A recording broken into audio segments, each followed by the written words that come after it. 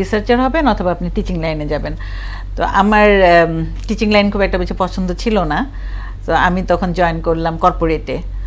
আগে যেমন ছিল যে ভালো স্টুডেন্ট মানে আমি ইঞ্জিনিয়ারিং পড়বো অথবা ডক্টর হব এরকম, কিন্তু এখন দেখা যায় না, তুমি যে সাবজেক্টেই পড়ো না কেন তুমি যদি এক্সেল করতে পারো তাহলে অবশ্যই তুমি কিছু না কিছু অ্যাচিভ করতে।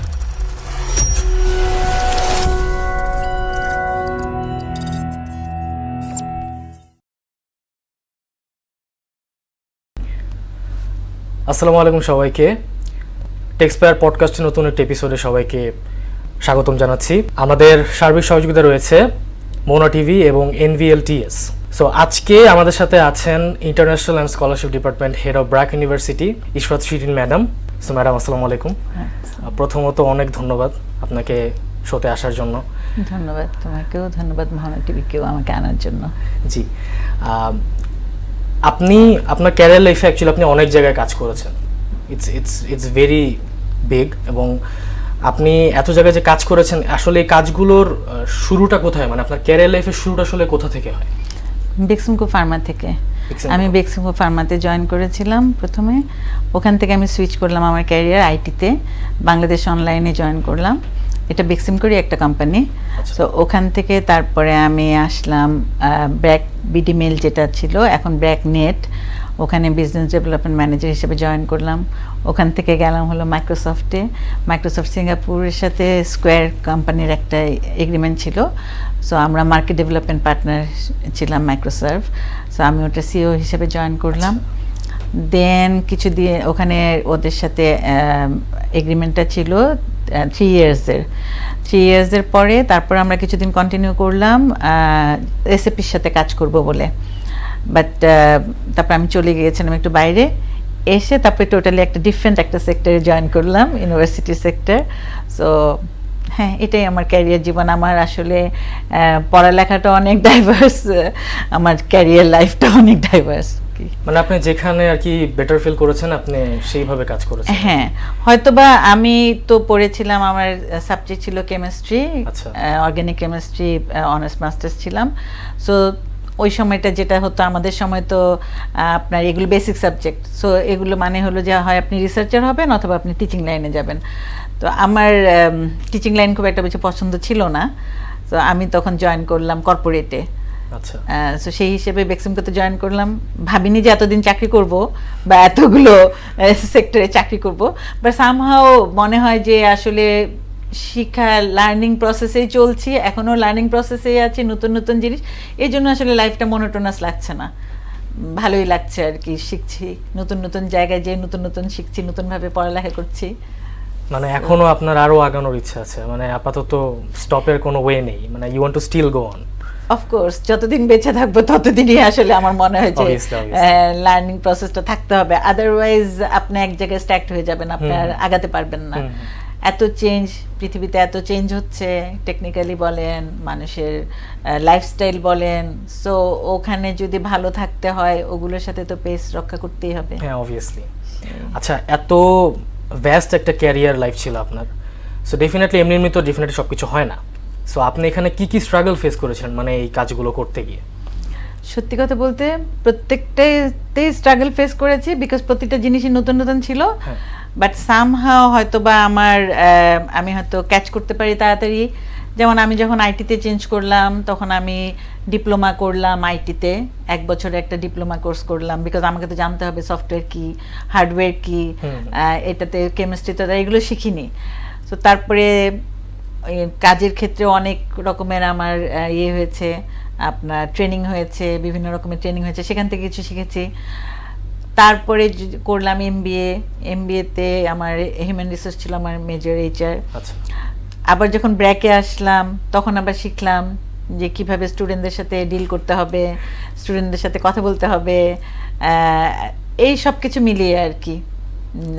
স্ট্রাগল ওরকমভাবে করতে হয়নি, হয়তো বা quick learner, I don't know, আমার মনে হয় যে, কিন্তু আমি এনজয় করি, নতুন কিছু শিখতে আমি আসলে এনজয় করি। যেমন আমার এই ব্র্যাকেও আমি অনেক কিছু শিখে যাচ্ছি, যে একই রকম কাজ না, বিভিন্ন রকমের, আপনি জানেন যে এখন তো অনেক রকমের কোলাবোরেশন হয় বাইরের ইউনিভার্সিটিগুলোর সাথে, তারপরে আপনার এক্সচেঞ্জ প্রোগ্রাম হয়, স্টুডেন্টদের শর্ট টার্ম এক্সচেঞ্জ হয়, সামার স্কুল হয়, এইগুলো যেমন শিখছি।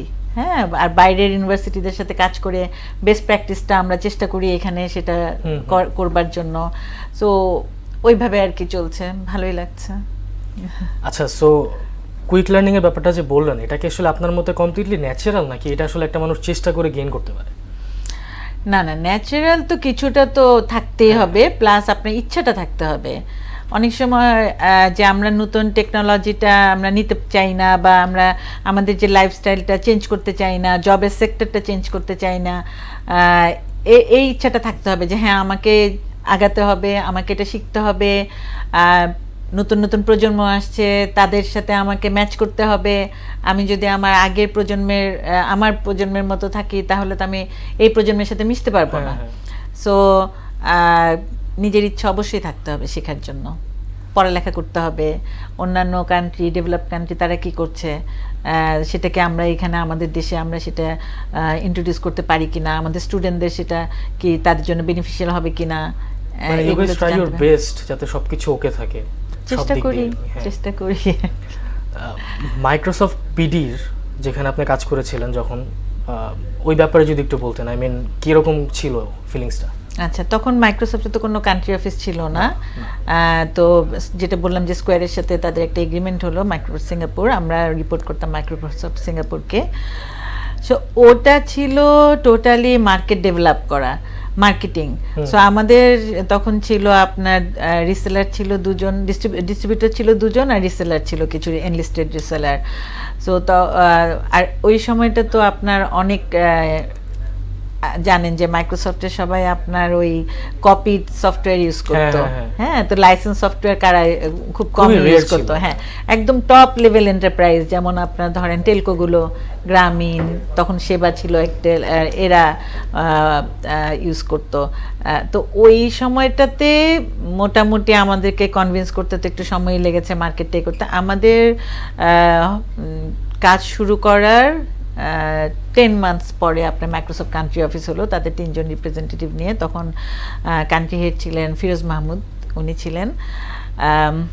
সো মাইক্রোসফটে ওই সময়টা খুবই চ্যালেঞ্জিং ছিল, অ্যাট দ্য সেম টাইম খুব ভাল লাগতো। আমার টিমে ছিলেন 11 জন, তো আমাদের টার্গেট দেয়া হতো, তো ওই ডিস্ট্রিবিউটরদের সাথে রিসেলারদেরকে মোটিভেট করা, বিভিন্ন ইভেন্ট করা, মার্কেটিংটা আসলে টোটালি বলতে পারেন যে ওখান থেকেই শিখেছি। মাল্টিন্যাশনাল কোম্পানিগুলোতে তো আপনি জানেন যে এখানে একদম করা থাকে, রুটিন করা থাকে, কি কি কাজ করতে হবে, কতজন, আমার টার্গেট কতজন, আমার যদি টার্গেট থাকে 10টা, আমার পাইপলাইনে আনতে হবে 25টা। সো ওগুলোই আর কি শিখেছি ওখান থেকে। আর আপনার একটা নেটওয়ার্ক, মাইক্রোসফটের যারা থাকতেন ওখানে বেস্ট প্র্যাকটিস, অন্যান্য কান্ট্রিতে মাইক্রোসফট কীভাবে সেল হচ্ছে সেগুলো, এডুকেশন ইয়েগুলোতে কীভাবে মাইক্রোসফটের আপনার কারিকুলাম দেওয়া হবে, যদি পারা যায় সেটার জন্য চেষ্টা করা হতো, গভর্নমেন্ট লেভেলে কাজ করা, এই কাজগুলো করেছি আর কি তখন। আচ্ছা, সো আমি নিজেও একটা student, but as a student আমি পার্সোনালি যেটা ফেস করেছি আর কি অ্যাডমিশন ফেসে, যে কোন সাবজেক্ট নিয়ে আসলে পড়বো। সো আপনার মতো আসলে একটা স্টুডেন্টকে কিভাবে চুজ করা উচিত তার নিজের সাবজেক্টটা, বিকজ এটার উপর আসলে তার লাইফ অনেকটা ডিপেন্ড করে। এটা তার প্যাশন, মানে আগে যেমন ছিল যে ভালো স্টুডেন্ট মানে আমি ইঞ্জিনিয়ারিং পড়বো অথবা ডক্টর হব এরকম, কিন্তু এখন দেখা যায় না, তুমি যে সাবজেক্টেই পড়ো না কেন, তুমি যদি এক্সেল করতে পারো তাহলে অবশ্যই তুমি কিছু না কিছু অ্যাচিভ করতে। At the end of the day তুমি কি অ্যাচিভ করলা, তুমি কি মজা পাচ্ছ কিনা কাজটা করে বা পড়াটা পড়ে। যার জন্য ব্র্যাক ইউনিভার্সিটিতে কিন্তু আপনার অপশন আছে এখন, যেমন যেহেতু এটা liberal arts system, open credit system. So ধরেন আপনি 1 সেমিস্টার বা 2 সেমিস্টার আপনি একটা সাবজেক্টে পড়লেন, দেন ইউ ফিল লাইক যে না এই সাবজেক্ট আসলে আমার জন্য না, আমার ভালো লাগছে না, তখন কিন্তু আপনি চেঞ্জ করতে পারবেন, সাবজেক্ট চেঞ্জ করতে পারবেন। সো স্টুডেন্টদের একটা ট্রানজিশন পিরিয়ড চলে, কলেজের স্টাডি এক রকমের, যে টার্সিয়ারি লেভেলের স্টাডি আরেক রকমের। সো কিন্তু আমার মনে হয় যে ছোটকাল থেকেই কিন্তু সে বুঝতে পারে। আর আমাদের দেশে কিন্তু এখন স্টুডেন্টদেরকে স্কুল লেভেল থেকে তাদেরকে নার্চার করা হয় সেইভাবে। সো সে যে লাইনে যে হয়তো শুধু আর্টিস্ট হবে, সে হয়তো দেখা যাচ্ছে তার আর্টিস্ট মানে আর্টের দিকে তার ন্যাকটা, সো সে ওইভাবে কিন্তু হচ্ছে। এবং শুধু আর্টিস্ট হয়ে তারপর দেখা যাচ্ছে সে হয়তো আপনার আর্কিটেকচার পড়ছে, হ্যাঁ মিউজিক, আমি হয়তো ইঞ্জিনিয়ারিং পড়ছি কিন্তু আমি দেখছি যে আমার মিউজিকেও একটু ন্যাক আছে, আমি মিউজিকটা পছন্দ করি। সো লিবারেল আর্টসের এটাই সুবিধা যে সেখানেও যেতে পারতেছে, মানে যেভাবে ইচ্ছা আর কি সে নিজের লাইফটাকে গুছিয়ে নিতে পারবে নিজের মতো। হ্যাঁ, যাতে সে এনজয় করে। সে কিন্তু এনজয় করলেই সে ওই সাবজেক্টটাতে ভালো করবে। সো আমাদের আপনার যেটা হয় যে অপশন থাকে স্টুডেন্টদের, 3টা সাবজেক্ট সে দিতে পারে চয়েস হিসাবে। তো ওইখানে সে চিন্তা করে যে সে তার ফার্স্ট চয়েসটা কি, সে কি ইঞ্জিনিয়ারিং, লাইক আপনার হয়তো ফার্স্ট চয়েস ছিল ট্রিপলি, এর সাথে হয়তো কম্বিনেশন করে হয়তো আপনি বিজনেস দিতে পারতেন, আপনি হয়তো কম্বিনেশন করে আপনি ইংলিশ দিতে পারতেন, ইকোনমিক্স দিতে পারতেন। হ্যাঁ, তো আপনি হয়তো যখন ইঞ্জিনিয়ারিং পড়ে আপনার মনে হচ্ছে যে না আসলে আমি এখানে খুব একটা আমার ভালো লাগছে না, তখন আপনি হয়তো চিন্তা করবেন যে ঠিক আছে আমি বিজনেসে যাই, আরও বেশি আমার জন্য ইয়েটা ওয়াইডেন হয়ে যাবে। হ্যাঁ, সো এইভাবেই আসলে নিজেদেরকে প্রথমে স্টুডেন্টকেই চিন্তা করতে হবে যে সে কোনটা ভালো পাচ্ছে, এবং বাবা মাকেও কিছুটা কনভিন্স করতে হবে, কারণ বাবা মার তো সবসময় অন্যরকম একটা চিন্তা থাকে বাচ্চাদেরকে নিয়ে। সো আমি মনে করি যে এখনকার বাবা মা এই জিনিসটাও তারা বুঝতে পেরেছে যে না, আমাদের সময় যেমন বাবা মা এত বেশি ইম্পোজ করতো, হ্যাঁ যে তুমি এই সাবজেক্টেই পড়বা, ওই সাবজেক্টেই পড়বা। সো এখন আমার মনে হয় যে না, এই জায়গাটা বাবা মারা অনেক লিবারেল হয়েছে, এখন স্টুডেন্টকে সেই ইয়েটা দেওয়া হয়, ফ্রিডমটা দেওয়া হয়। আচ্ছা, right now BRAC university it's really doing very good, আসলে অনেক ভালো করতেছে, এবং কিছু সেক্টর অ্যাকচুয়ালি পাবলিক ভার্সিটিগুলোর সাথে কম্পিট করতেছে। সো আপনার মতে আসলে এটার পিছিয়ে সিক্রেটটা কি, মানে কোন জিনিসটাতে ব্র্যাক ইউনিভার্সিটি অ্যাকচুয়ালি ফোকাস করে এত দূর আসতে পারছে? ব্র্যাক ইউনিভার্সিটিকে আমরা বলে থাকি যে এটা একটা স্টুডেন্ট সেন্ট্রিক ইউনিভার্সিটি। সো স্টুডেন্টকে যে শুধু পড়ালেখাই করতে হবে তা না, স্টুডেন্টদেরকে কিন্তু বিভিন্নভাবে নার্চার করা হয়। তাদের যেটা, যেমন আমাদের রোবোটিক ক্লাব আছে, আমাদের বিজবি ক্লাব আছে, আমাদের এন্টারপ্রেনার ডেভেলপমেন্ট আছে, ক্লাব আছে। সো এগুলিতে কিন্তু স্টুডেন্টরা যখন তাদের এঙ্গেজড হয় তারা কিন্তু অনেক কিছু শিখে, হ্যাঁ, যে তাদের মধ্যে লিডারশিপটা গ্রো করে। এছাড়াও আমাদের একটা আছে, রেসিডেন্সিয়াল ক্যাম্পাস আছে, যেখানে ব্যাচেলার্স ডিগ্রি যারা পড়ে তাদেরকে ম্যান্ডেটরি 1 সেমিস্টার ওখানে পড়তে হয়। তো ওখানে কিন্তু তাদেরকে এথিক্স শেখানো হয়, এথিক্স, বাংলাদেশ স্টাডিজ। বাংলাদেশ সম্বন্ধে যদি না জানে তাহলে কমিউনিটিকে কিভাবে তারা সার্ভ করবে, বাংলাদেশের প্রবলেমগুলো যদি না জানে ওই প্রবলেমগুলোকে কিভাবে তারা দেখবে। সো আমার মনে হয় এইসব ক্ষেত্রে ব্র্যাক ইউনিভার্সিটির অনেক ইউনিক ফিচার্স আছে, যার জন্য আপনার বাইরে যখন কম্পিটিশনে যায় তারা কিন্তু অনেক ভালো করে। আর কিছু কোলাবোরেশন আছে, আমাদের স্টুডেন্ট এক্সচেঞ্জ প্রোগ্রাম হয়, ফ্যাকাল্টি এক্সচেঞ্জ প্রোগ্রাম হয়। সো ওগুলোতে স্টুডেন্টরা আপনার বাইরে যাচ্ছে, কেউ হয়তো 1 সেমিস্টারের জন্য যাচ্ছে, তাহলে হয় কি ওর একটা গ্লোবাল একটা আইডিয়া চলে আসে ওখানে, যে বিভিন্ন রকম দেশের স্টুডেন্টদের সাথে ওরা মিশে। সো ওই স্টুডেন্টগুলো কি করছে, ওরা কিভাবে মানে কিভাবে পড়ালেখা করছে বা তাদের খেলাধুলা কি করছে, এইসব যখন শিখে আসছে তখন কিন্তু ওর মেন্টালিটিটাও ডিফারেন্ট হয়ে যায়। হ্যাঁ, তো ইন দ্যাট কেস আমি বলবো যে ব্র্যাক ইউনিভার্সিটি অনেক এগিয়ে আছে, অনেক ইউনিভার্সিটি থেকে অনেক এগিয়ে আছে, যার জন্য স্টুডেন্টরা এখানে ওই ফ্রিডমটা পাওয়াতে ওরা ওদের প্যাশনগুলো কাজে লাগাতে পারে। আপনি আমাদের রোবোটিক ক্লাবে যে দেখবেন যে সারাক্ষণ স্টুডেন্টরা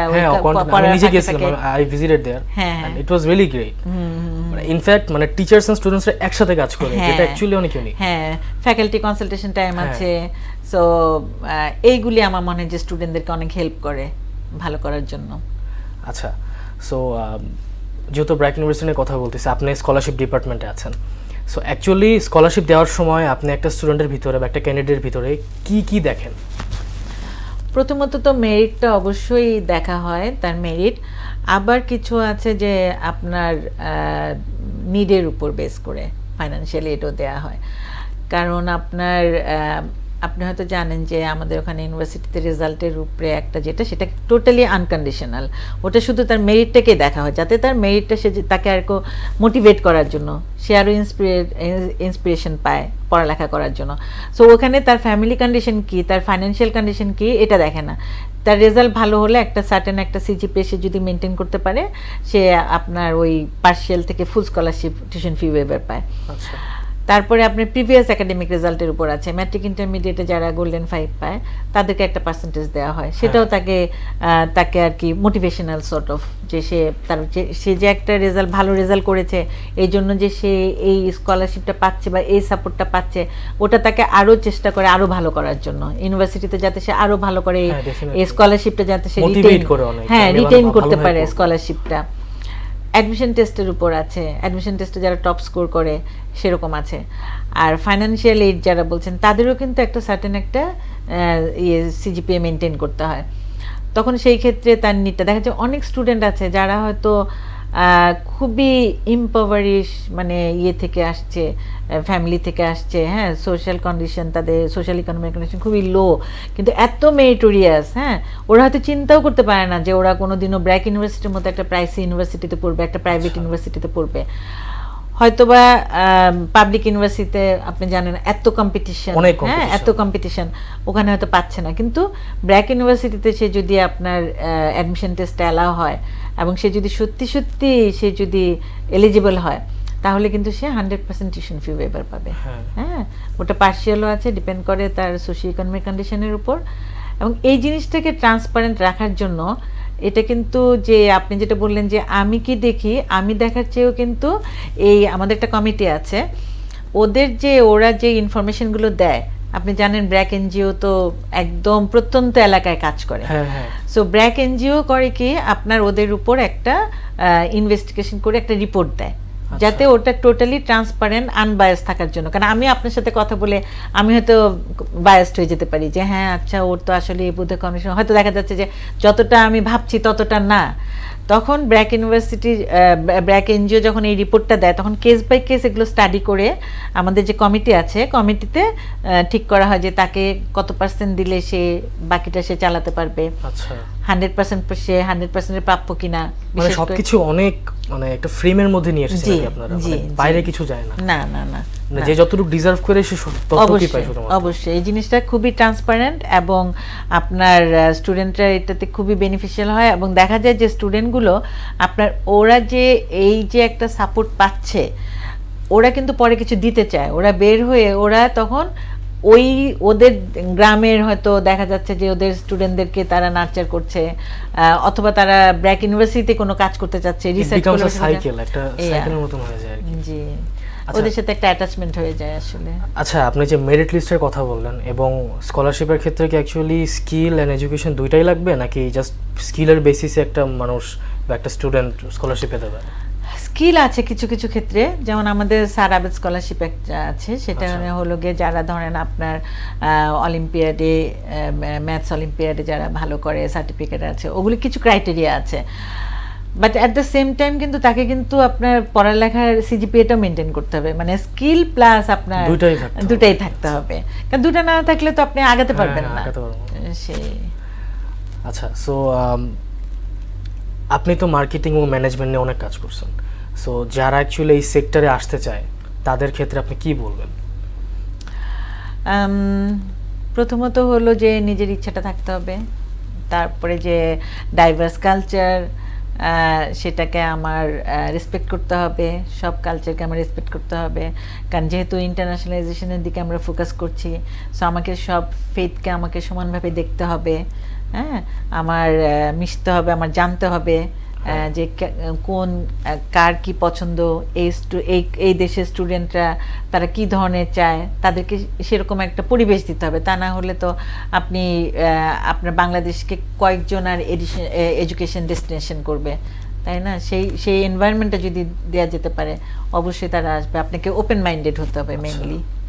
আচ্ছা, আর এই ইন্টারন্যাশনাল স্কলারশিপ নিয়ে আমার একটা কোয়েশ্চেন ছিল, সেটা হচ্ছে যে অনেক স্টুডেন্ট অ্যাকচুয়ালি আমি পার্সোনালি ব্র্যাকে পড়ি, সো আমি নিজেও দেখি যে অ্যাকচুয়ালি অনেক ফরেন স্টুডেন্ট থাকে এবং সবাই আসলে মিলেমিশে একসাথে পড়াশোনা করে, উইচ ইজ অ্যাকচুয়ালি গ্রেট।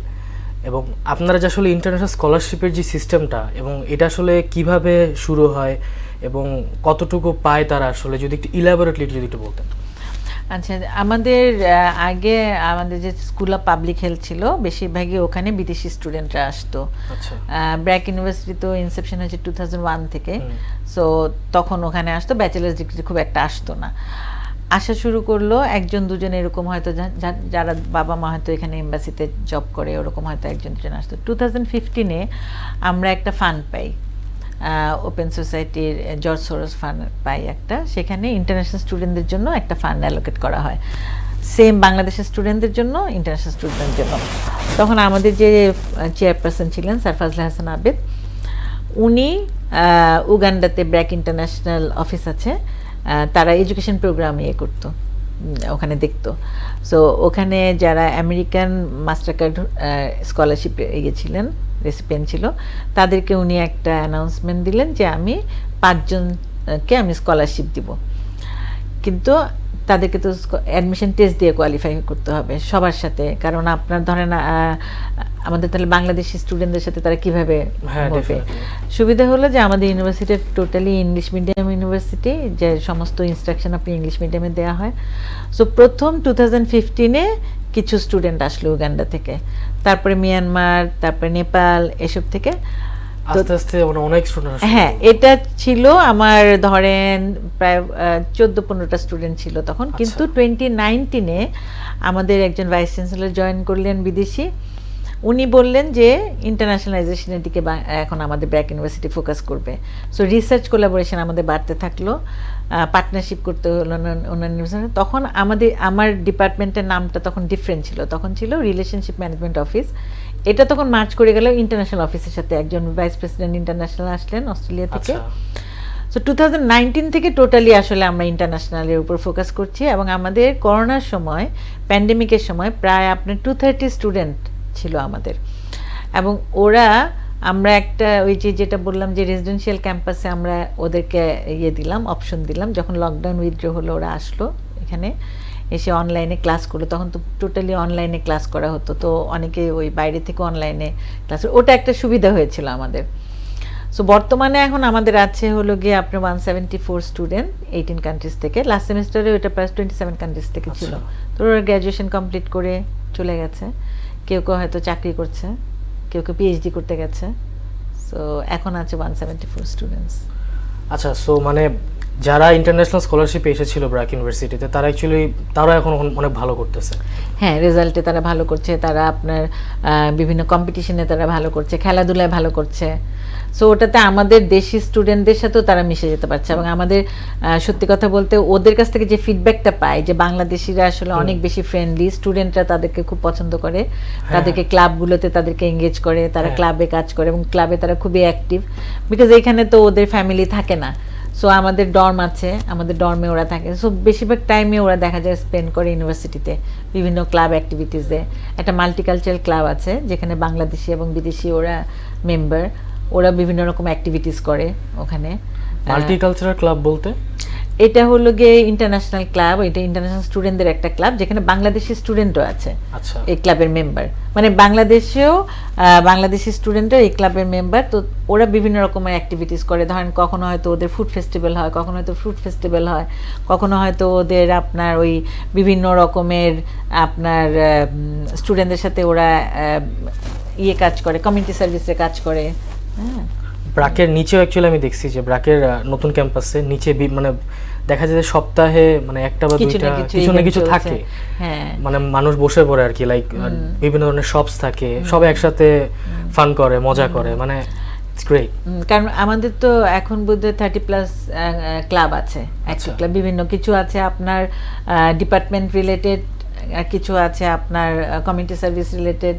হ্যাঁ, সো ওখানে কিছু না কিছু অ্যাক্টিভিটি সবসময় চলতেই থাকে।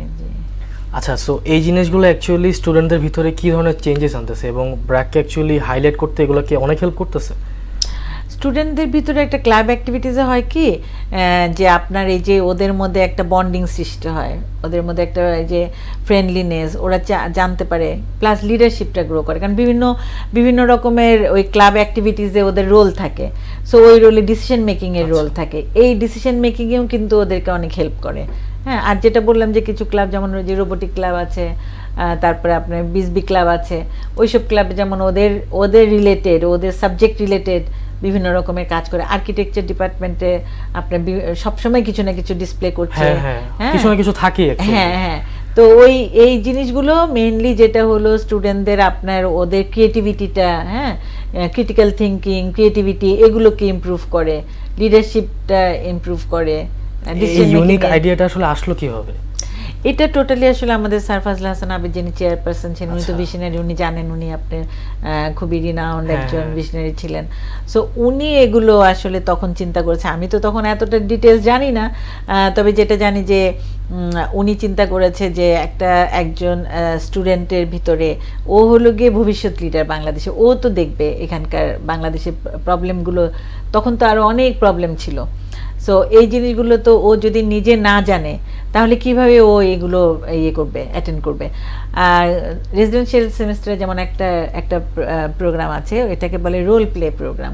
রোল প্লে প্রোগ্রামটাতে ওই দিন স্টুডেন্টরা আপনার সম্পূর্ণ ক্যাম্পাসটা কিন্তু ওরা চালায়। কেউ হয়তো ওরা লন্ড্রির কাজ করে, কেউ হয়তো ওরা কুকের কাজ করে, কেউ হয়তো সিকিউরিটি গার্ড কাজ করে। সো এটাতে হয় কি যে ওরা ওদের জিনিসগুলো বুঝতে পারে, ওনাদের জায়গা থেকে সব জবকে তারা রেসপেক্ট করতে শিখে। হ্যাঁ, সব জবকে যারা তারা রেসপেক্ট করে। তারপরে আপনার নিজেরাও যে করছে, হ্যাঁ, এটাও একটা ফিলিংস যে সে নিজে একটা কাজ করছে তাদের। কারণ আমাদের দেশের তো সিস্টেমটাই ডিফারেন্ট। আমাদের বাবা মা আমাদেরকে, আমরা যতদিন বাবা মার বাড়িতে থাকি দেখা যায় বাবা মারাই আমাদেরকে হেল্প করে, আমাদের বিছানাটাও মারাই হেল্প করে। আমার নিজের ক্ষেত্রে তাই হয়েছে, মারাই সবকিছু করে বা কাজের লোকজন করে। হ্যাঁ, ওইখানে গেলে এই যে ওরা নিজেরা সবকিছু করছে নিজেরা, যার ফলে কি ওরা যদি কখনো হায়ার স্টাডিজে বাইরে যায়, হ্যাঁ, ওরা কিন্তু এমন ফিল করে না যে আমি এটা কোথায় পড়ে আসলাম, আমি তো এত কাজ করতে পারি না। হ্যাঁ, এই জিনিসগুলো কিন্তু অনেক হেল্প করে। আমি অনেক আমার স্টুডেন্টের কাছে ফিডব্যাক পেয়েছি যারা হয়তো বাবা মার একটাই সন্তান, এখানে তারা এমনভাবে তারা মানুষ হয়েছে, কিন্তু আরএসএ যেহেতু ওইটা পারতো না। সো ওরা যখন বাইরে পড়তে গেছে, হোস্টেল লাইফ লিড করতে হয় বেসিক্যালি, ওরা এসে বলতো যে মিস আমাকে কিন্তু খুব হেল্প করছে আরএসএর এক্সপেরিয়েন্সটা। সো এই জিনিসগুলো তখন থেকেই ব্র্যাক ইউনিভার্সিটিতে এটা ইন্ট্রোডিউস করেছে, যাতে আর বাংলাদেশ স্টাডিজ, বাংলাদেশ সম্বন্ধে জানা। হ্যাঁ, তারপরে আপনি এমপ্যাথি, হ্যাঁ, একজনের জন্য আরেকজন যে এমপ্যাথি থাকতে হবে, এই জিনিসগুলো অ্যাড করেছে ব্র্যাক ইউনিভার্সিটি। ইউনিক ফিচার যেটা স্যার আবেদের একটা ওনার চিন্তাধারা থেকে, ওনার থেকে এটা ইমপ্লিমেন্টেশন হয়েছে। আচ্ছা, আপনার ইন্টারন্যাশনাল স্কলারশিপের ক্ষেত্রে দেখা যায় যে অনেক স্টুডেন্ট তো আসছে, অলরেডি আসতেছে, বাট এছাড়া বাংলাদেশ থেকে অনেক স্টুডেন্ট কিন্তু স্কলারশিপ নিয়ে দেশের বাইরে চলে যায়। এবং ব্র্যাকের থেকে অ্যাকচুয়ালি এটা রেট কতটুকু এবং আসলে এটা কীভাবে কাজ করে? আচ্ছা, এটাতে আসলে আমরাও এনকারেজ করি। একটা স্টুডেন্ট ব্যাচেলার্স ডিগ্রি করার পরে সে যদি আপনার মাস্টার্সের জন্য বাইরে যেতে চায়, হ্যাঁ, সেখানে তো কিছুটা আপনার অবশ্যই তার জন্য ভালো। তবে আমরা বলি যে তোমরা তারপরে ফেরত আসো, দেশে এসে তোমরা ব্র্যাক ইউনিভার্সিটিতে জয়েন করো। এরকম আছে আমাদের অনেকে যে আপনার এখান থেকে কমপ্লিট করে ব্যাচেলার্স করে বাইরে গ্র্যাজুয়েশন মাস্টার্স করে এসে আবার আমাদের ইউনিভার্সিটিতে টিচিং করছে, হ্যাঁ, অথবা বিভিন্ন কাজে কাজ করছে। ইভেন বিসিএসও কিন্তু আমাদের এখন ক্যাডার গ্রুপে আমি সেদিন শুনলাম, খুবই ভালো লেগেছে। এবং সেই মেয়েটা কিন্তু আপনার ওই যেটা আমি বললাম যে ব্র্যাক স্কলারশিপ পেতো। ব্র্যাক স্কলারশিপ হলো যেটা need base scholarship, merit plus need. হ্যাঁ, তো এখন দেখেন ও যে এখন একটা ম্যাজিস্ট্রেট হবে, ও তো বুঝতে পারছে যে ওর ওখানে কি দরকার, কোন জায়গাটাকে ওকে আপনার কন্ট্রিবিউট করতে হবে। বাইরে যাওয়াটা আমরা কখনোই বলি না যে তোমরা যেও না, তোমরা অবশ্যই যাবা। বাইরে গেলে তোমাদের, কিন্তু এখানে যে একটা ব্রেন ড্রেনের প্রবলেম ক্রিয়েট হয়, ভালো মেধার মানুষগুলো কি চলে যাচ্ছে না, চলে যাচ্ছে, কিন্তু তারা শিখে কিন্তু আবার আসছে। আগে যেটা ছিল যেমন আমাদেরও আগে যারা হয়তো বাইরে গেছে তারা কিন্তু আর আসে নাই, কিন্তু এখন আমি দেখছি যে বাংলাদেশে অনেক কিছু করার আছে। স্টুডেন্টরা কিন্তু আপনার কমপ্লিট করে কিন্তু দেখা যাচ্ছে যে অনেকেই ফেরত আসে। অ্যাটলিস্ট আমি তো 50% স্টুডেন্ট বলবো যে ফেরত আসে। তারা তারা বিভিন্ন সেক্টরে কাজ করে, হয়তো বা তারা নিজেরা বিজনেস করছে বা তারা আইটিতে কাজ করছে। কেন এখন যেহেতু বাংলাদেশে এখন অনেক কাজ হচ্ছে। ব্র্যাকের ফ্যাকাল্টিদের মধ্যে অনেককে দেখা যায় তারা ব্র্যাক থেকে পড়ে ফরেন থেকে কোনো একটা ভালো একটা ডিগ্রি নিয়ে দেন আবার এসে ব্র্যাকে জয়েন করতেছে। সেটাই বলছি, এটা হিউজ একটা। সেটাই বলছি যে ওই একটা তার মানে কি, তার মানে ফ্যাকাল্টি এন্ড স্টুডেন্ট এদের মধ্যে একটা বন্ডিং সৃষ্টি হয়। হ্যাঁ, তারা বুঝে যে না ঠিক আছে, আমি ফেরত গেলে আমি দেশে কিছু দিতে পারবো। আমাকে যে ব্র্যাক যে সুযোগটা দিয়েছে, আমি যা শিখেছি এবং আমি যা শিখে গেলাম, আমি আমার দেশকে যে কিছু কন্ট্রিবিউট করতে পারবো। সো আমার মনে হয় যে এটা একটা ভালোই, আমি মনে করি ব্র্যাক এনকারেজ করে আর কি। অবশ্যই, আচ্ছা। কারণ এখনকার গ্লোবালাইজেশনে চলতে হলে আপনাকে তো অবশ্যই বাইরের সম্বন্ধেও জানতে হবে, বাইরে ডেভেলপ কান্ট্রিগুলো কি করছে, ওখানে তো আপনি কম্পিট করতে হবে। ওটা না জেনে আসলে তো আপনি আপনার দেশে কিভাবে আপনি ইমপ্লিমেন্ট করবেন, কিভাবে আপনার দেশকে উন্নতি করবেন। আচ্ছা, ব্র্যাকের অ্যালামনি অনেক স্ট্রং, এটা অনেকের মুখে আমি শুনেছি। তো অ্যালামনি একটা স্টুডেন্টের লাইফে আসলে কতটুকু ইম্পর্টেন্ট, একটা ভার্সিটির অ্যালামনি, এটা যদি একটু এক্সপ্লেইন করতেন। এটা তো অবশ্যই মানে একটা ইম্পর্টেন্স আছে। আমাদের যদিও আমরা বলি যে আমাদের মানে অ্যালামনিটা নতুন, ওরা আপনার যেহেতু ব্র্যাক মাত্র 2001 থেকে শুরু হয়েছে, সো এখন ওরা ধরেন আপনার টপ লেভেলে হয়তো পুরোপুরি না গেলে হয়তো আপার মিড লেভেলে কাজ করছে। হ্যাঁ, যারা বিজনেস করছে বিজনেস অনেক ভালো করছে, আমি কিছু স্টুডেন্টদেরকে জানি যারা স্টুডেন্ট বিজনেস অনেক ভালো করছে। অ্যালামনাইদের তো অনেক কিছু দেবার আছে, এই যে যারা আপনার এখন বের হবে তাদের প্লেসমেন্টের জন্য, তাদেরকে গাইড করার জন্য আমি মনে করি যে অ্যালামনাইদের অনেক সুযোগ আছে। বাইরেও আপনি দেখবেন যে অ্যালামনাইরা সাধারণত একটা ইউনিভার্সিটিতে কিন্তু অনেক অ্যালামনাইয়ের নামে দেখবেন একটা লাইব্রেরি আছে, তারা একটা ডেভেলপমেন্টের জন্য তারা কন্ট্রিবিউট করেছে। হ্যাঁ, তারা স্কলারশিপ স্পন্সর করে। হ্যাঁ, তো আমাদেরও করে, আমাদের স্টুডেন্টরাও বেশ আসে, দেখি আমি অনেক অ্যালামনাইরাই স্টুডেন্টদের সাথে অনেক কানেক্টেড আছে। সো কিছু কিছু ডিপার্টমেন্টে তো খুবই, যেমন আপনার ট্রিপলি ডিপার্টমেন্টে যে ট্রিপলির একটা অ্যালামনাই গ্রুপ আছে, কেউ বসে নাই কিন্তু ট্রিপলি থেকে বের হতে না হতে ইভেন থাকতে থাকতে কিন্তু তারা কোনো না কোনো কাজে এঙ্গেজ হয়ে যায়, কোনো প্ল্যান্টে এঙ্গেজ হয়ে যায়, পাওয়ার প্ল্যান্টে বলে। বিসাইডস দ্যাট ক্লাবের যে প্রজেক্টস গুলো এগুলো অ্যাকচুয়ালি একটা স্টুডেন্টের লাইফে বা একটা স্টুডেন্টের প্রোফাইলকে অনেক বেশি উঠাইতে হেল্প করে, অনেক বেশি। জি, সো ক্লাবগুলো অ্যাকচুয়ালি স্টুডেন্টকে আসলে মেইনলি কিভাবে সাহায্য করে? ক্লাবগুলোর তো কন্ট্রিবিউশন আছে, আমি যেটা বললাম যে স্টুডেন্টদের যে আপনার ডিসিশন মেকিংয়ে, লিডারশিপে এঙ্গেজ করা, তারপরে আপনার জবে আমাদের ক্যারিয়ার সার্ভিস অফিস আছে, যারা আপনার স্টুডেন্টের ইন্টার্নশিপ প্লেসমেন্ট অথবা তাদের জবের জন্য বিভিন্ন কোম্পানির সাথে আমাদের একটা ইয়ে আছে, মানে র্যাপো বিল্ড আপ করতে হয়। ইন্ডাস্ট্রি অ্যান্ড ইউনিভার্সিটির ভিতরে যেন গ্যাপটা কমে যায়। ফার্মাসিউটিক্যাল কোম্পানিগুলো দেখেন, আমাদের ফার্মাসিস্টরা বিভিন্ন ফার্মাসিউটিক্যাল কোম্পানিতে যায়, ওখানে তারা ভিজিট করে, স্টুডেন্ট হিসেবে তারা ভিজিট করে আসে, প্লেসমেন্টের জন্য সুবিধা হয়।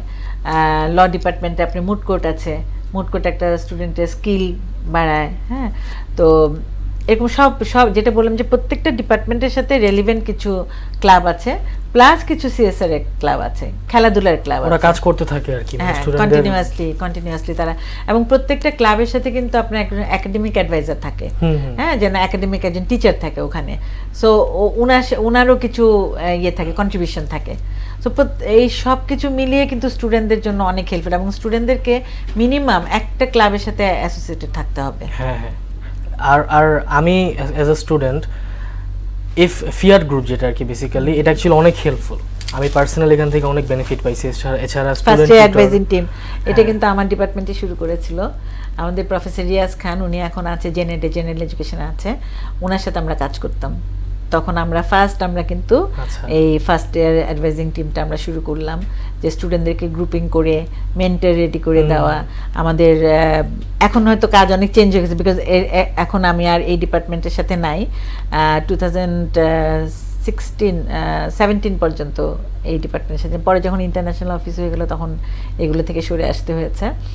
বাট যেটা হয়, যেখানে একজন একাডেমিক টিচার থাকেন, একজন সিনিয়র ভাই থাকেন, সো তাদেরকে কিন্তু শুধু একাডেমিক না, নন একাডেমিকেও তারা হেল্প করতো। হ্যাঁ, সো গাইড করতো, তারা অনেক হেল্পফুল, অ্যাকচুয়ালি তারা অনেক হেল্পফুল।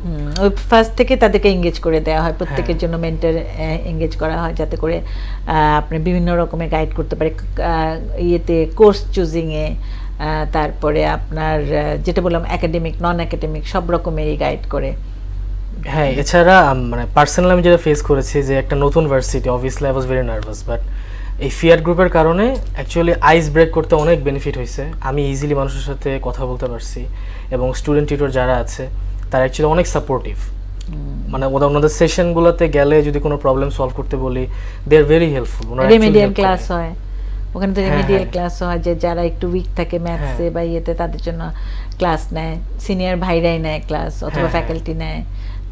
সিজি মেইনটেইন করতে তারা অনেক হেল্প করে, তারা কি ফেস করেছে সবকিছু আমাদের শিখাতে হেল্প করে। হ্যাঁ, এবং কম্বিনেশনও করিয়ে দেয়, যেমন মেজর কোনটা নেবেন আপনি, সেখানেও আপনাকে হেল্প করে, গাইড করে। প্রত্যেক অ্যাডভাইজিং এর আগে অ্যাকচুয়ালি একটা মিটিং বসায় যেখানে আর কি ওনারা বলে যে এটা নিলে বেটার হবে, ওটা নিলে বেটার হবে। কারণ অনেক সময় কি স্টুডেন্টরা একটু শাই থাকে ফ্যাকাল্টির কাছে যাওয়া, সো ওই সিনিয়র ভাইদের সাথে হয়তো তারা ওপেন হয়, হ্যাঁ হ্যাঁ। তো ওই জন্য আর কি এটা নিয়ে আসছে আর কি। আচ্ছা, এই ওপেন ক্রিয়েটের কারণে তো অ্যাকচুয়ালি অ্যাডভাইজিং এর যে সময়টা, এই সময়টা অনেক স্ট্রেসফুলের মাঝখান দিয়ে যায়, অনেক স্ট্রেসের মাঝখান দিয়ে যায়, বিকজ দেখা যায় যে অনেকে পছন্দের কোর্স পায় না, অনেকে পায়, সেকশন পায় না। হ্যাঁ হ্যাঁ। সো দেখা যায় যে মানে এটার কি কোনো সলিউশন অ্যাকচুয়ালি আপাতত ব্র্যাক চিন্তা করতেছে? মানে কি ধরনের সলিউশন চাচ্ছেন? আই মিন লাইক দেখা যায় যে মানে যে সেকশন চাই ওটা লাইক টেকেন হয়ে যায়, ওটা নিতে পারে না আর কি। সো এই ব্যাপারে মানে ব্র্যাক কি করতে? ওটা আসলে হয়েছে কি যে আমাদের তো আসলে নাম্বার অফ স্টুডেন্ট অনেক বেশি। আপনি বাইরে যেমন ধরেন একটা ইউনিভার্সিটি